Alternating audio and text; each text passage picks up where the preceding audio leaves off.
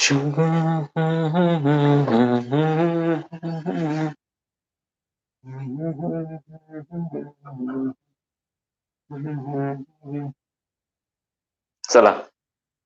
चला जॉईन करा, फटाफट जॉईन करा बरं.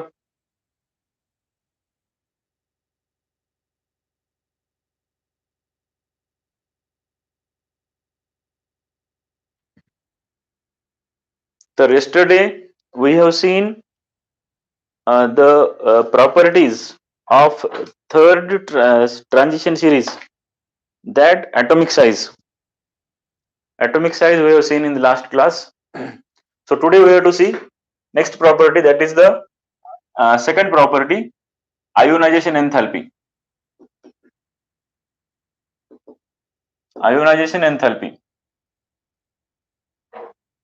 तर आयोनायझेशन एन्थॅल्पी मध्ये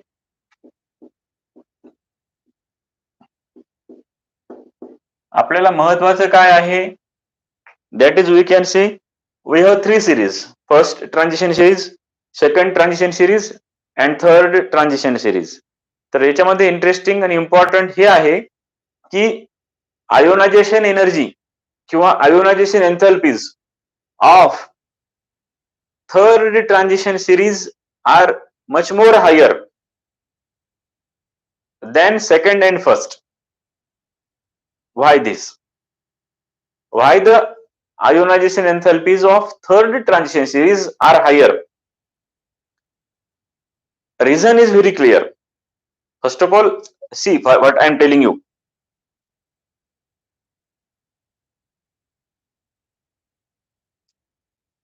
We have to discuss? We have to discuss that ionization enthalpies. Ionization enthalpies of third transition series. Which series? Third transition series. Third transition series म्हणजे कोणती? लॅन्थनमची बघा, 6th पिरियड मधली थर्ड ट्रान्झिशन सिरीज म्हणजे लॅन्थनमचे पुढचे element. कोणते पुढचे? लॅन्थनमच्या पुढचे 6th period मध्ये प्रेझेंट आहेत ते. Ionization enthalpies of third transition series are higher than first and second transition series. Why this happens? Why the इथं वाटलं तुम्ही why the असं लिहा वाटलं, why ionization enthalpies of third transition series are higher than first and second transition series. ठीक आहे. Trend काय बघा, आता ट्रेंड तर माहिती आहे आपल्याला.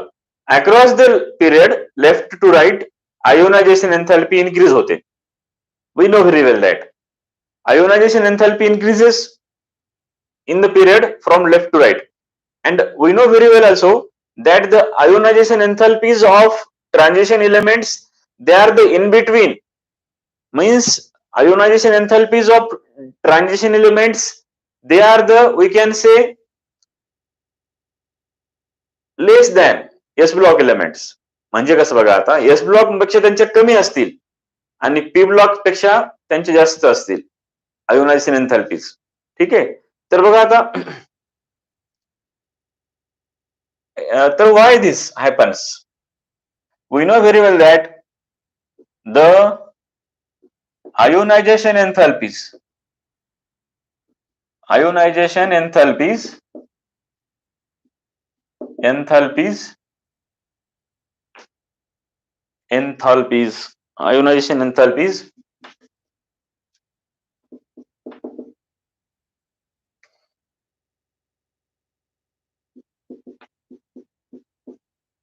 increases from left to right,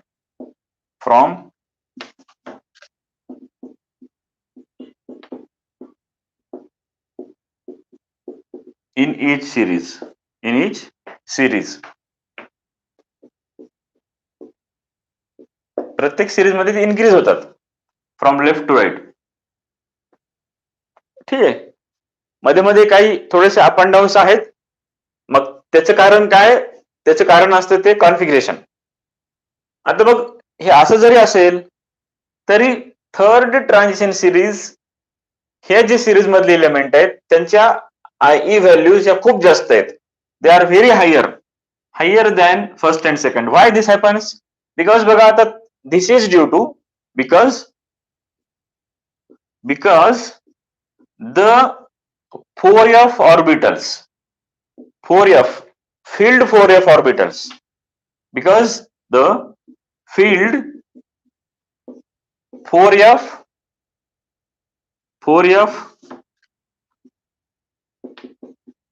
orbitals are present in third transition series. In third transition series, third transition series जी आहे ना मित्र, त्याच्यामध्ये 4f ऑर्बिटल फील्ड आहे. आणि 4f ऑर्बिटल आपल्याला माहित आहे की 4f orbital show very poor screening effect. 4f ऑर्बिटलचं स्क्रीनिंग इफेक्ट खूप पुअर आहे. त्यांचं बघा, आता मी डायग्रामॅटिक रिप्रेझेंटेशन करतो.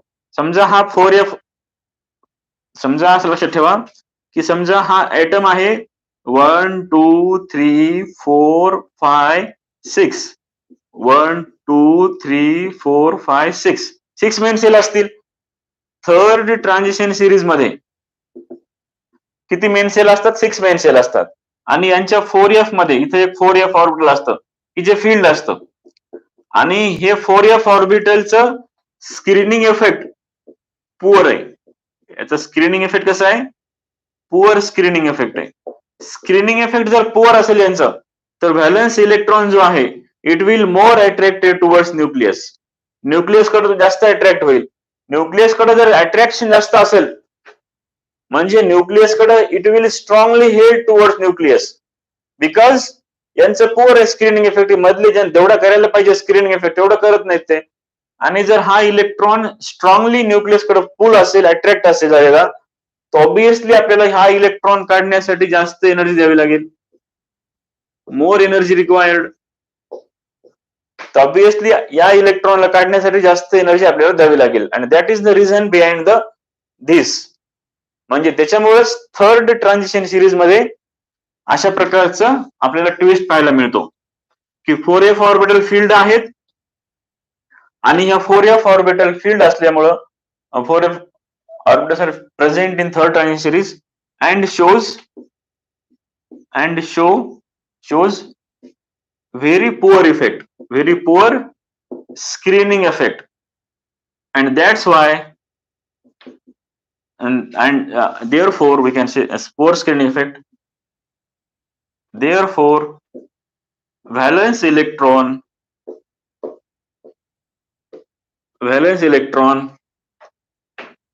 is strongly attracted towards nucleus. Nucleus कडे जर तो स्ट्रॉंगली अट्रॅक्ट झाला असेल तर अशा केसमध्ये आपल्याला त्याला जर त्याच्यापासून आपल्याला दूर असेल करायचं तर जास्त एनर्जी द्यावी लागते. And that is the reason behind this. ठीक आहे. द पुढचं आहे ते प्रॉपर्टी, ती म्हणजे ते लिहून घ्या. ते म्हणजे बघा आता मॅग्नेटिक प्रॉपर्टीज. मॅग्नेटिक आधी आपण आणखी बघू एकदा. आधी हे बघू मेटॅलिक कॅरेक्टर.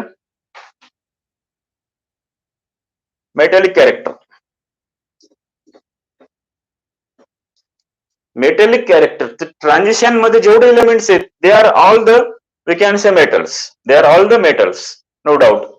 परंतु they are less electropositive.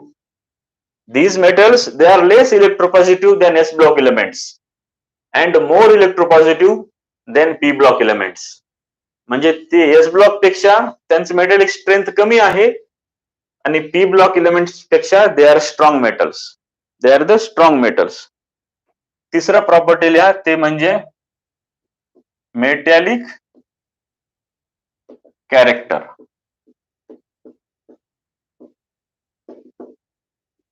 metallic character. Basically the reason behind this is why these are metallic character, why they form the. आता याच्यामध्ये बघा मेटॅलिक कॅरेक्टर मध्ये यांचे जेवढे काही लोअर ऑक्सिडेशन स्टेट्स असतात ह्या आयटम्स मध्ये, लोअर ऑक्सिडेशन स्टेट्स ज्या कंपाऊंड मध्ये लोअर ऑक्सिडेशन स्टेट्स असतात त्या ठिकाणी आयोनिक बॉन्ड तयार होतात, आयोनिक बॉन्ड्स तयार होतात. आणि ज्या केसमध्ये हायर ऑक्सिडेशन स्टेट आहेत, हायर ऑक्सिडेशन स्टेट्स, त्या केसमध्ये कोव्हॅलंट बॉन्ड तयार होतात. कोणते बॉन्ड्स? कोव्हॅलंट बॉन्डिंग प्रेझेंट असतं. कारण हायर ऑक्सिडेशन स्टेट जेव्हा तयार होतात तर त्या केसमध्ये आयोनिक बॉन्डिंग पॉसिबल नाहीये. हायर ऑक्सिडेशन स्टेट आहेत ना, 2, 3, 4, 5 असे जेव्हा ऑक्सिडेशन स्टेट होतात त्या केसमध्ये कोव्हॅलंट बॉन्डिंग तयार होतं. आणि कोव्हॅलंट बॉन्डिंग तयार झालं की ते metallic strength metals, strong metals तयार होतात. ते कोणते मेटल तयार होतात? स्ट्रॉंग मेटल्स तयार होतात. ठीक आहे. आता बघा याच्यामध्ये अजून एक महत्वाची गोष्ट आहे की ते म्हणजे आयोनिक मेटॅलिक बॉन्ड काय आहे त्याच्यामध्ये, why this metals. This is due to the we can say lower ionization enthalpies. यांच्या आयोनायझेशन एन्थॅल्पी ज्या आहेत they are very low enthalpies, lower ionization enthalpies. And second character we can say vacant d orbitals. Vacant d orbitals also present. Vacant d orbital सगळं present याच्यामध्ये. ठीक आहे. Vacant D orbital सुद्धा present आहेत, त्यांच्या एन्थॅल्पीज low आहेत, IE values वगैरे वगैरे. त्यामुळे ह्यांचे जे प्रॉपर्टीज आहेत दीज थर्ड ट्रान्झिशन सिरीज मधले एलिमेंट्स मेटॅलिक प्रॉपर्टीज दाखवतात. They form the metallic bonds. ठीक आहे. तर बघा आता पुढची प्रॉपर्टी आहे ते म्हणजे मॅग्नेटिक प्रॉपर्टीज. पुढच्या प्रॉपर्टीज कोणत्या आहेत?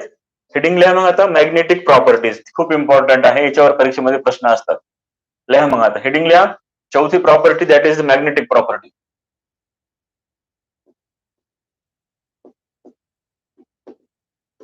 मॅग्नेटिक प्रॉपर्टीज ऑफ काय करत नाही ऑफ लिहायची, magnetic properties of first transition series. आता बघा मॅग्नेटिक प्रॉपर्टीज मध्ये बेसिकली मॅग्नेटिक प्रॉपर्टीज, आता ह्या जेवढे काही समजा आता हे कंपाऊंड्स आहेत यांचे डी ब्लॉक एलिमेंट्सचे ट्रान्झिशन सिरीजचे, त्यांचे कॉम्प्लेक्सेस कंपाऊंड्स, त्यांच्या कॉम्प्लेक्स कंपाऊंड्स वर जेव्हा आपण मॅग्नेटिक फील्ड अप्लाय करतो, whenever there is magnetic field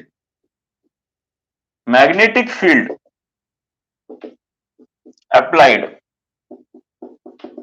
on the complex compounds of transition series, then what happens? हे ट्रान्झिशन सिरीज जेवढे काही कॉम्प्लेक्स कंपाऊंड आहेत किंवा यांचे जे काही कंपाऊंड्स आहेत त्यांच्यावर जर मॅग्नेटिक फील्ड अप्लाय केलं तर either they compounds attract towards magnetic field किंवा compounds they are repelled from magnetic field. म्हणजे दोन प्रकारच्या प्रॉपर्टीज तुम्हाला इथं पाहायला मिळतील. एक तर म्हणजे ते कॉम्प्लेक्स कंपाऊंड्स मॅग्नेटिक फील्ड कडे जर अट्रॅक्ट झाले तर त्याला म्हणायचं पॅरामॅग्नेटिक, आणि कॉम्प्लेक्स कंपाऊंड्स जर मॅग्नेटिक फील्ड पासून जर रिपल्शन झालं त्यांचं तर that is called the diamagnetic. म्हणजे दोन प्रकारच्या मॅग्नेटिक प्रॉपर्टीज आहेत. एक पहिले ती म्हणजे पॅरामॅग्नेटिक. ते कोणते आहे? Paramagnetic properties.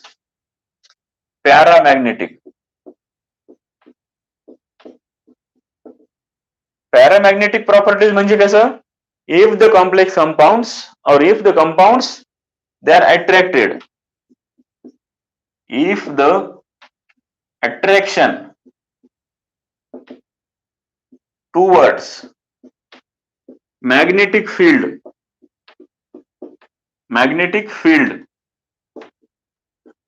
takes place म्हणजे मॅग्नेटिक फील्ड का जर अट्रॅक्शन असेल तर that is called the paramagnetic. Para म्हणजे अट्रॅक्शन, पॅरा म्हणजे अट्रॅक्शन. आणि हे केव्हा पॉसिबल असतं, पॅरामॅग्नेटिक प्रॉपर्टीज केव्हा पॉसिबल असतं, whenever there will be the number of unpaired electrons, number of unpaired electrons, number of unpaired electrons, number of unpaired electrons in d orbital, in d orbitals मध्ये जर असतील तरच ते compounds paramagnetic असतात. ठीक आहे. आणि जर डी ऑर्बिटल्स मध्ये सगळे इलेक्ट्रॉन्स जर पेअर्ड असतील तर ते कंपाऊंड्स डायमॅग्नेटिक असतात. किंवा डी ऑर्बिटल मध्ये इलेक्ट्रॉन्स जर झिरो जरी असतील तरी ते कंपाऊंड्स हे जे असतात ते डायमॅग्नेटिक असतात. म्हणजे दुसऱ्या प्रॉपर्टी कोणते, ते म्हणजे डायमॅग्नेटिक. दुसरे म्हणजे कोणते प्रॉपर्टीज आहेत, they are you can say the diamagnetic. Diamagnetic, diamagnetic म्हणजे कसं, if the repulsion repelled by magnetic field, by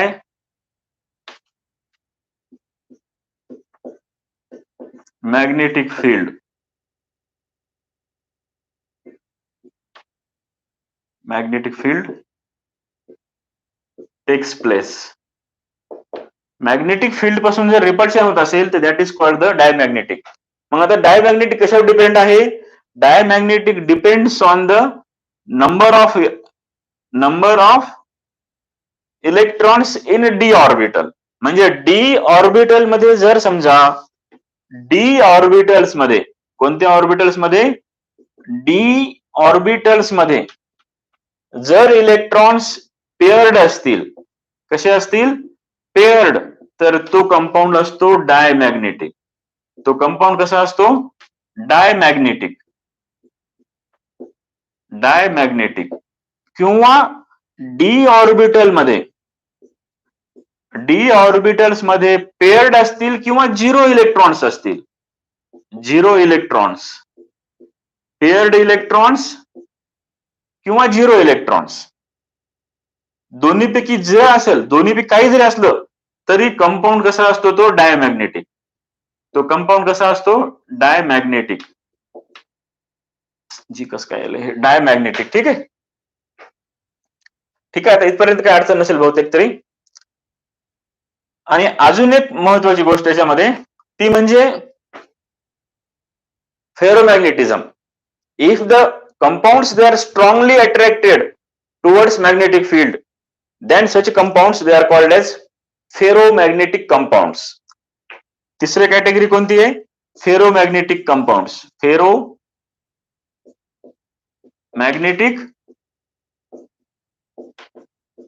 compounds म्हणजे कसे, if the compounds they are strongly attracted, compounds जर स्ट्रॉंगली अट्रॅक्ट झाले, strongly attracted towards magnetic field, then such compounds they are called as ferromagnetic compounds.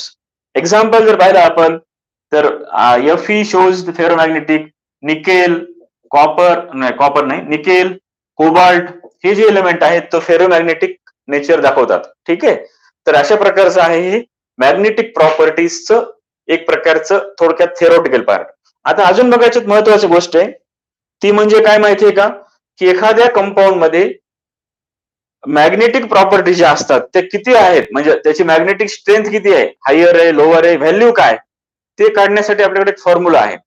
किंवा formula म्हणण्यापेक्षा magnetic property ज्या असतात त्या depends करतात दोन गोष्टीवर. एक म्हणजे spin angular momentum of electron. कोणतं, हे मिटवतो तुम्ही एक वेळेस. Magnetic properties depends on the spin angular momentum and angular momentum, orbital angular momentum.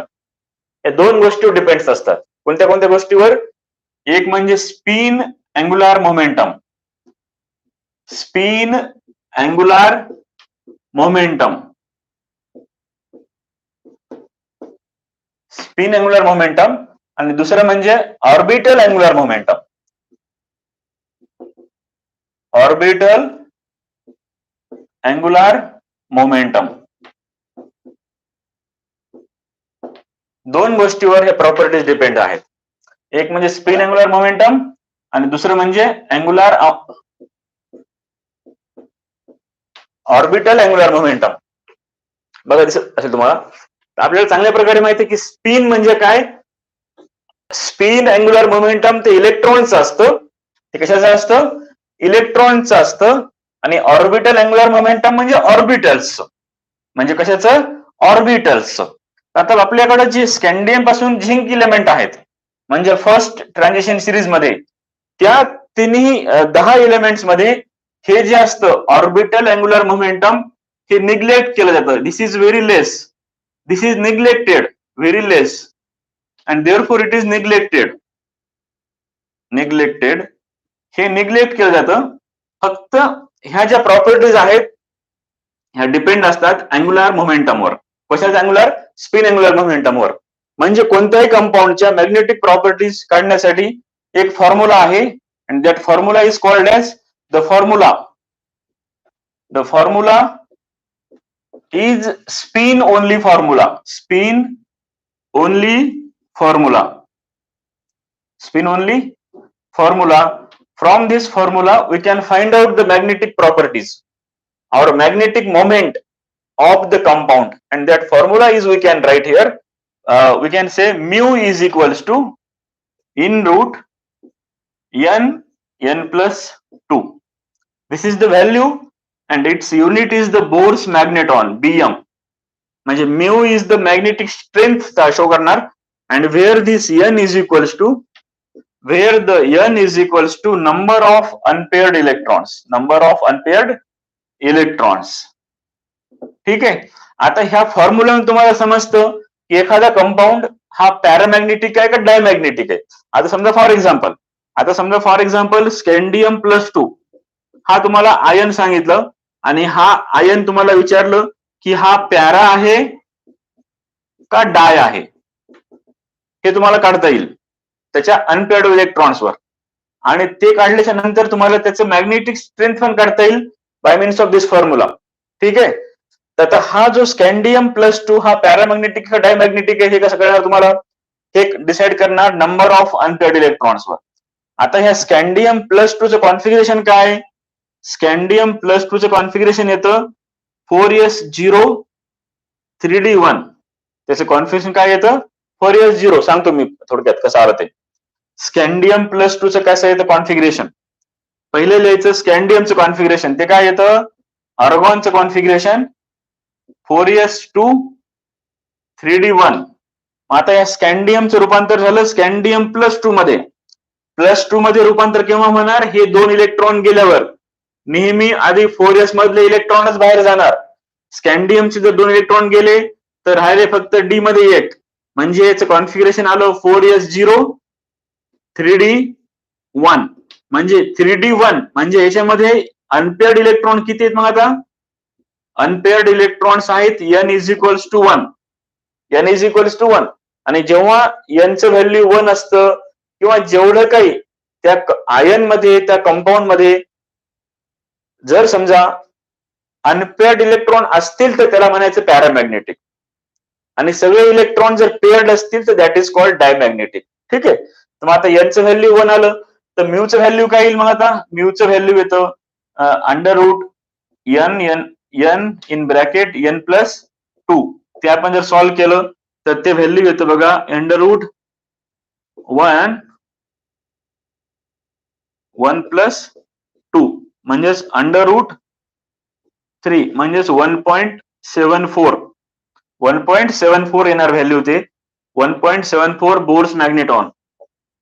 तर हे आपण आता अजून याच्याबद्दल उद्या डिस्कस करू सविस्तर.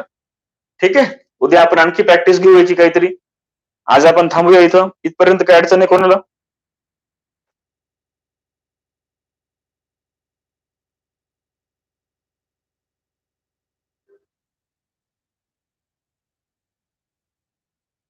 बरं, आज काही जणांना बोर्ड दिसला नाही का? तसं तर बोर्ड क्लिअर आहे, नेटवर्क पण चांगलं आहे. ज्यांना बोर्ड वगैरे क्लिअर दिसला नाही ना त्यांनी काय करा, परत ते रेकॉर्डेड व्हिडिओ पहा आणि त्याच्यामध्ये रेकॉर्डेड पाहत असताना तुमचं पिक्सल अरेंज करा. पिक्सल जे आहे ना ते 480 पिक्सल पेक्षा जास्त बघा. Watch in the more than 480 pixels. Video पाहताना 480 पेक्षा जास्त पिक्सल्स अरेंज करून नंतर व्हिडिओ पहा, तुम्हाला दिसेल व्यवस्थित, काय अडचण येणार नाही. ठीक आहे, आपण थांबूया इथं.